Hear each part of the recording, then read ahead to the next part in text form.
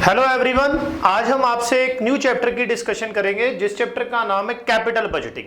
ठीक है, one of the most important chapter है exams point of view, practical point of view, university exams point of view और as well as professional examinations. Capital budgeting के बगैर, ठीक है, हम अपने क्वेश्चन पेपर की एक्सपेक्टेशन नहीं कर सकते।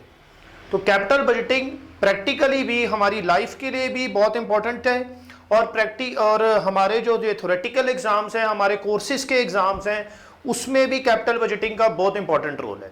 तो पहले हम कैपिटल बजटिंग को देखते हैं कितने टॉपिक्स में डिवाइड करेंगे। कैपिटल बजटिंग को बेटे हम बेसिकली दो टॉपिक्स में मैं डिवाइड कर रहा हूँ। पहला जो मेरा टॉपिक है बेसिक डिस्कशन, ठीक है, इसमें हम आपसे थोड़ा सा थ्योरेटिकल डिस्कशन करेंगे। कैपिटल बजटिंग होता क्या है, कैपिटल बजटिंग की नीड, इंपॉर्टेंस, फीचर्स, और इसमें एक और मैं आपसे डिस्कशन करूंगा कैपिटल रेशनिंग का कॉन्सेप्ट क्या होता है। ठीक है, तो मतलब ये हमारी बेसिक डिस्कशन होगी जो बच्चों को थ्योरेटिकली अपने आप को स्ट्रॉन्ग करना है एग्जाम के लिए भी, और प्रैक्टिकल वाले बच्चों को भी ये पहले पता होना चाहिए कि कैपिटल बजटिंग होता क्या है, कहां पे इसको अप्लाई करना है। तो वो सारी डिस्कशन हम टॉपिक नंबर 1 में आपसे करेंगे। सेकेंड टॉपिक हमारा प्रैक्टिकल शुरू हो जाएगा जिसमें methods of capital budgeting. Methods में बेसिकली दो मेथड्स हैं जिससे हम कैपिटल बजटिंग कर सकते हैं।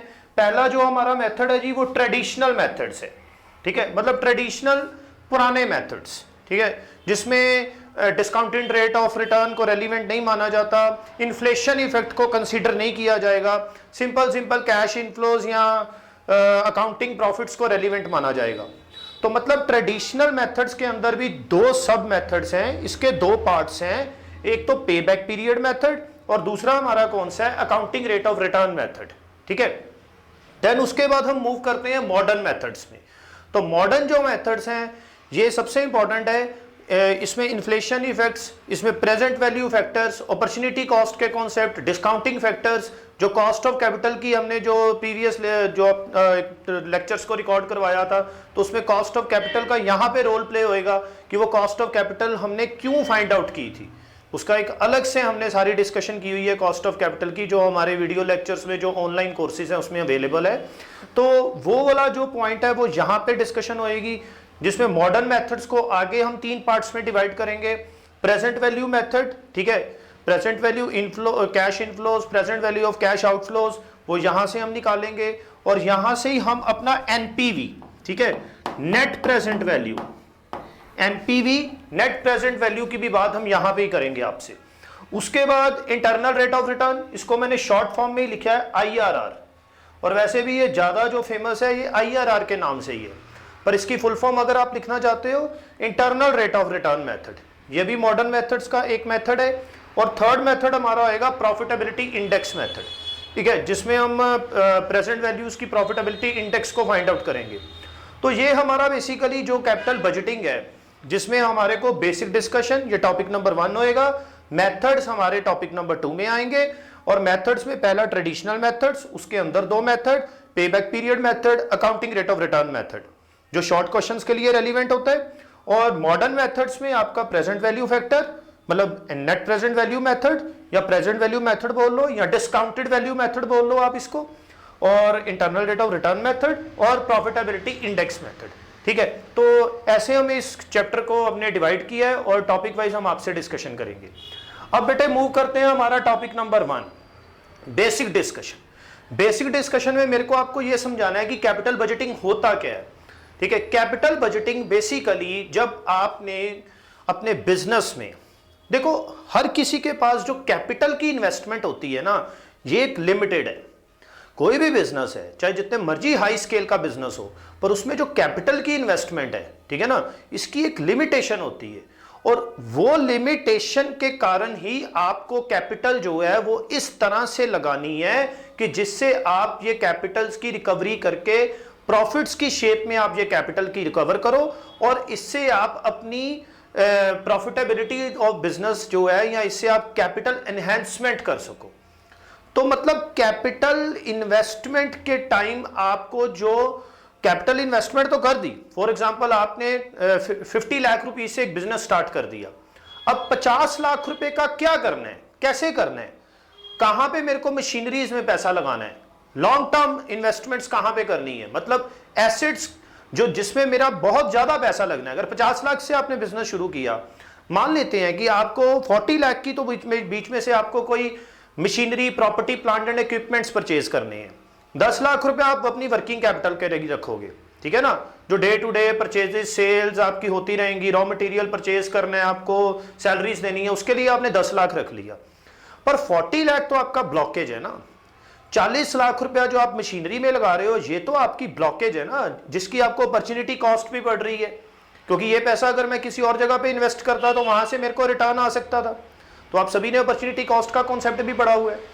तो फिर वो 40 लाख रुपीस को आपने इन्वेस्टमेंट करंट टाइम ये ध्यान रखना है कि मेरे को इससे आने वाले रिटर्न्स क्या हैं, समझ, और कितनी देर में है। इन सिंपल वर्ड्स, कितने रिटर्न है और कितनी देर में रिटर्न है। ये ना हो कि आपके रिटर्न जो हैं वो आपकी अपॉर्चुनिटी कॉस्ट से कम हो। मतलब कि जैसे आप कमा सकते थे 40 लाख से, मान लो कि आप 5 लाख रुपए पर एनम कमा सकते थे, ठीक है ना, अगर आप किसी एफडी करवा लेते या पोस्ट ऑफिस में डिपॉजिट करवा लेते तो मान लेते हैं 40 लाख के अगेंस्ट आपने 5 लाख रुपए अर्न कर लेना था, ठीक है ना, कहीं पे भी आप इन्वेस्ट कर देते। बट आपका बिजनेस आपको वो 5 लाख से ऊपर देगा कि नहीं देगा 40 लाख लगा के। तो आपने ये देखना है ना कि जो ऑल्टरनेटिव मैंने छोड़ा है, फॉरगोन किया है, उससे बेस्ट मेरा बिजनेस मेरे को आने वाले टाइम में देगा।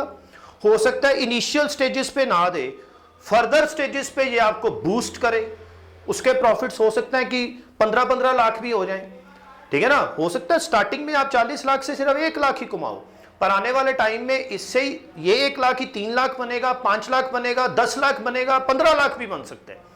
बट अगर आप दूसरी साइड देखोगे, अगर आप एफडी करवाते हो तो वहां पे आपका सिर्फ 5 लाख पे ही खड़ा हुआ है, समझ लग रही है चीज। तो फिर आपका बिजनेस आपको 5 लाख से ऊपर दे रहा है, आपकी अपॉर्चुनिटी कॉस्ट जो है उसको फेस कर सकता है, उससे ऊपर के प्रॉफिट आने वाले टाइम में दे सकता है, और कितने टाइम में दे सकता है। तो इसके लिए मेरे को ये जो इरिवर्सिबल डिसीजंस हैं, 40 लाख एक बार लग गया, ये आपका चेंज नहीं हो सकते अब आप, क्योंकि ये आपके इरिवर्सिबल डिसीजंस हैं। ये वन टाइम आपने इन्वेस्टमेंट मतलब एसेट्स में लगाना है पैसा। क्लियर हो रही जी। 10 लाख को छोड़ो, वो आपकी वर्किंग कैपिटल है, वो तो अगर गुड्स बाय चांस गलत भी परचेज हो गई तो आप उसको रिटर्न करके दोबारा परचेज कर सकते हो। बट 40 लाख रुपीस बेटे आपका जो है ये फिक्स्ड इन्वेस्टमेंट, फिक्स्ड एसेट्स में चला गया, और ये डिसीजन अब आप रिवर्स नहीं कर सकते, चेंज नहीं कर सकते। और इस डिसीजन को लेने के लिए मेरे को सबसे पहले उसकी बजटिंग करनी पड़ेगी, और जब भी बजटिंग वर्ड आता है तो मींस एस्टिमेशन करनी पड़ेगी। बजट का मतलब ही क्या होता है? एस्टिमेशन।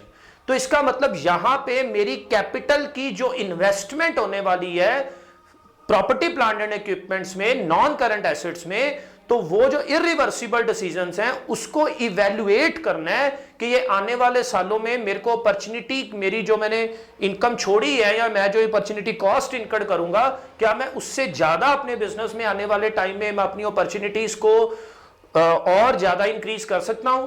क्या मैं मार्केट के रेट ऑफ रिटर्न, जो मेरे को एक fixed rate of return FD या मेरे को पोस्ट ऑफिस से मिल रहा है, क्या मैं उससे ज्यादा रेट ऑफ रिटर्न जनरेट कर सकता हूं आने वाले सालों में? तो उसके लिए आपको ये कैपिटल बजटिंग का चैप्टर पढ़ना पड़ रहा है। और कैपिटल बजटिंग का मीनिंग भी यही है, प्लानिंग, ठीक है, कि जैसे प्लानिंग का मतलब क्या है कि 50 लाख रुपया इन्वेस्टमेंट करनी है, उसमें से 40 लाख लगाना है आपने प्रॉपर्टी, प्लांट एंड इक्विपमेंट्स में, 30 लाख लगाना है, 35 लाख लगाना है। तो यहां पे आपको प्लान करना पड़ेगा कि आपने वर्किंग कैपिटल के लिए कितना पैसा छोड़ना है। अगर तो आपकी ट्रेडिंग कंसर्न है, अब बच्चा कहता है सर ऐसे कैसे पता लगेगा? बेटा ये आपको डिपेंड करता है कि आपकी बिजनेस का कंसर्न किस तरह का है। अगर तो आपका ट्रेडिंग कंसर्न है, फिर आपको वर्किंग कैपिटल ज्यादा चाहिए, फिर आपको प्रॉपर्टी, प्लांट एंड इक्विपमेंट्स में पैसा कम चाहिए। बट अगर आपका मैन्युफैक्चरिंग कंसर्न है तो फिर उस केस में आपको प्रॉपर्टी, प्लांट एंड इक्विपमेंट्स में पैसा चाहिए, वर्किंग कैपिटल में आपकी रेशियो कम होएगी एज कंपेयर टू पीपीई के, मतलब प्रॉपर्टी, प्लांट एंड इक्विपमेंट्स के। तो मतलब प्लानिंग, उसके बाद मेरे को इवैल्यूएशन करनी है। अब इवैल्यूएशन करने के लिए मेरे पास कैपिटल बजटिंग के मेथड्स हैं जो हमने टॉपिक नंबर 2 में पढ़ने हैं। उसमें मैं ट्रेडिशनल मेथड्स के अकॉर्डिंगली भी आपको समझाऊंगा और मॉडर्न मेथड्स के अकॉर्डिंगली भी समझाऊंगा, ठीक है। प्रैक्टिकली हमारे को मॉडर्न मेथड्स अप्लाई करने होते हैं लाइफ में, ठीक है। तो चलो ये सिलेबस है तो इसलिए मेरे को ये दोनों मेथड्स आपसे डिस्कस करने हैं। तो इवैल्यूएशन का मतलब है कि मेथड्स अप्लाई करो, और फाइनली मेथड्स अप्लाई करके आप सिलेक्शन करो कि आपको वो डिसीजन लेना है, एक्सेप्ट करना है कि नहीं एक्सेप्ट करना। मतलब कि आपको ये इन्वेस्टमेंट करनी चाहिए कि नहीं करनी चाहिए, या एक्सेप्ट होएगा या रिजेक्ट होएगा। ठीक है, या आप इसकी कैपिटल रेशनिंग करोगे। वो कैपिटल रेशनिंग क्या होता है कि रैंकिंग करोगे। ठीक है, तो वो हम चलो एक आपसे मैं अलग से डिस्कस कर दूंगा कैपिटल रेशनिंग का कॉन्सेप्ट, क्योंकि वो 5 मार्क्स में हिट हो जाता है। तो मतलब प्लानिंग, इवैल्यूएशन एंड सिलेक्शन किस चीज की? कैपिटल एक्सपेंडिचर प्रपोजल्स की। कि जैसे आपके सामने प्रपोजल्स हैं कि आप मशीनरी ए में पैसा लगाना है, मशीनरी बी में पैसा लगाना है, या मशीनरी सी में पैसा लगाना है, तो आप चेक करोगे कि मशीनरी ए का रिटर्न मेरे को क्या है और कितनी देर में है, मशीनरी बी का रिटर्न क्या है, कितनी देर में है, और मशीनरी सी का रिटर्न क्या है और कितनी देर में है। तो जो आपको प्रपोजल्स, तभी ये प्रपोजल बने ना। प्रपोजल का मतलब क्या है? ऑप्शंस बनेगी, और ये ऑप्शंस जो बनेगी उसमें से one of the best option जो आपकी होएगी, वो हम प्रैक्टिकल से आपसे डिस्कशन करेंगे, वो आप उसको सिलेक्ट करोगे। और ये सारे प्रोसीजर को हम क्या बोलते हैं? Capital budgeting. तो इट मींस अगर मेरे को कैपिटल बजटिंग लिखना है कहीं पे, capital budgeting is the planning, evaluation and selection of capital expenditure proposals. ठीक है ना। और ये डिपेंड करेगा आपके मेथड्स अप्लाई करने के बाद। ठीक है, जो हम आगे आने वाले लेक्चर्स में आपसे डिस्कस करेंगे। देन उसके बाद बेटे फीचर्स, कि कैपिटल बजटिंग हमें उसके फीचर्स क्या हैं और उसकी नीड क्यों है। पहली बात तो इरिवर्सिबल डिसीजंस। इरिवर्सिबल क्यों है? क्योंकि आपकी huge investment property, plant and equipments में लगने वाली है और आप इसको चेंज नहीं कर सकते, तो ये इरिवर्सिबल है। ठीक है, एक बार डिसीजन ले लिया तो आपको उसी डिसीजन के अकॉर्डिंगली ही चलना पड़ेगा, जिस कारण आपको इवैल्यूएशन के टाइम इसका बहुत ध्यान रखना है। Second one, optimum utilisation of scarce resources. तो इसका मतलब ये है कि अगर आपने कैपिटल बजटिंग के डिसीजंस आप ले रहे हो, तो आपके बिजनेस में जो स्कार्स रिसोर्सेज थे, जो लिमिटेड रिसोर्सेज थे, जैसे मैंने स्टार्टिंग पे ही बोला है कि कैपिटल एक लिमिटेड रिसोर्स है, अनलिमिटेड कैपिटल नहीं होती किसी के पास, तो वो उसका ऑप्टिमम यूटिलाइजेशन हो। ऑप्टिमम का मतलब वन ऑफ द बेस्ट। ठीक है ना, ऑप्टिमम रिजल्ट्स मतलब one of the best results. तो मेरी कैपिटल के जो स्कार्स रिसोर्स मेरी कैपिटल है, उसके बेस्ट रिजल्ट्स मेरे को हो, इसलिए मेरे को कैपिटल बजटिंग का डिसीजन चाहिए। तो high degree of risk, irreversible decision होने के कारण इसमें रिस्क है, क्योंकि अगर आपने गलत डिसीजन ले लिया तो हो सकता है कि वो प्रॉफिट्स जो हैं वो आपके लॉसेस में हो जाएं। कई बार खाली प्रॉफिट्स भी होते हैं, पर वो प्रॉफिट्स भी एक तरह से लॉसेस होते हैं, क्योंकि आप किसी और ऑल्टरनेटिव से उतने पैसे कमा सकते थे। जैसे एफडी है, पोस्ट ऑफिस में आप MIS monthly income saving scheme करवा लो, या आप कोई फिक्स डिपॉजिट करवा लो, तो कुछ भी ना करो तब भी रिटर्न आएगा ना। ठीक है ना। तो फिर अगर बिजनेस में, अगर वहां से मान लो आपको 5 लाख रुपए आना था हर साल, और बिजनेस आपको 3 लाख रुपए ही दे रहा है फॉर एवर, तो फिर आप लॉसेस में ही हो ना एक तरह से। बिजनेस में प्रॉफिट नजर आ रहा है, पर इतने पैसे जैसे मैं 5 लाख रुपया तो मैं घर बैठ के ही बना सकता सी। तो जिस कारण और रिस्क होता है जिन्हों मैनू फेस करना होता है इस, और कैपिटल बजटिंग के डिसीजन से वो रिस्क को आप रिमूव कर सकते हो if you have a knowledge about the capital budgeting methods. Then उसके बाद लॉन्ग टाइम पीरियड, इसका पैसा जनरेट जो होना है, जब आपने इनिशियली पैसा लगाया, जैसे आपने स्टार्टिंग पे अगर अपनी प्रॉपर्टी प्लांट एंड इक्विपमेंट्स में 40 लाख लगाया, और उसका रिटर्न जनरेट करने में आपका टाइम पीरियड ज्यादा होएगा। ऐसे नहीं है कि 1 साल में रिटर्न आ जाएगा या 2 साल में आ जाएगा, हो सकता है 10-10 साल उसका रिटर्न ना आए। तो there is a long time period between initial investment, initial outlay and anticipated profits. ठीक है, जिस कारण मेरे को कैपिटल बजटिंग चाहिए। ठीक है, next one, large anticipated. Anticipated का मतलब होता है आने वाले, तो एंटिसिपेटेड, लार्ज एंटिसिपेटेड बेनिफिट्स होते हैं। इफ अब ये बेनिफिट भी अगर हो गए, अगर आपका कैपिटल बजटिंग का डिसीजन ठीक हो गया, तो वह बेनिफिट भी फिर 100, 200, 500 में नहीं है, वह बेनिफिट भी आपके लाखों में हो सकते हैं। तो बेनिफिट भी लार्ज है, जिस कारण आपको डिसीजन ऊपर से ध्यान से लेना है। और फाइनली, अगर आपकी कैपिटल बजटिंग का डिसीजन अच्छा हो गया, तो ये नेशन की इकोनॉमी की भी ग्रोथ है, क्योंकि इससे एम्प्लॉयमेंट अपॉर्चुनिटीज इंक्रीज होंगी, हर किसी को व्यापार मिलेगा, और आप जिससे परचेज करोगे उसकी सेल होएगी, उसकी इनकम बनेगी, आप सेल करोगे मार्केट में, डिमांड क्रिएट करोगे। ठीक है ना, उससे सप्लाई इंक्रीज करोगे, गवर्नमेंट को टैक्सेस पे करोगे। ठीक है ना, गवर्नमेंट को GST आएगा उससे। तो ये नेशन की भी इकोनॉमिक ग्रोथ है, जिस कारण आपको कैपिटल बजटिंग का डिसीजन जो है इसकी एक इंपॉर्टेंस, नीड, फीचर्स मैं कुछ भी बोल सकता हूं। ठीक है, तो ये था बेटे आपसे टॉपिक नंबर 1। इसमें मैंने आपसे कमिटमेंट किया है कि मैं कैपिटल रेशनिंग का भी एक कॉन्सेप्ट आपसे डिस्कशन करूंगा, वो हम नेक्स्ट लेक्चर में करेंगे। देन उसके बाद हम अपने मेथड्स में आ जाएंगे, methods of the capital budgeting. Thank you.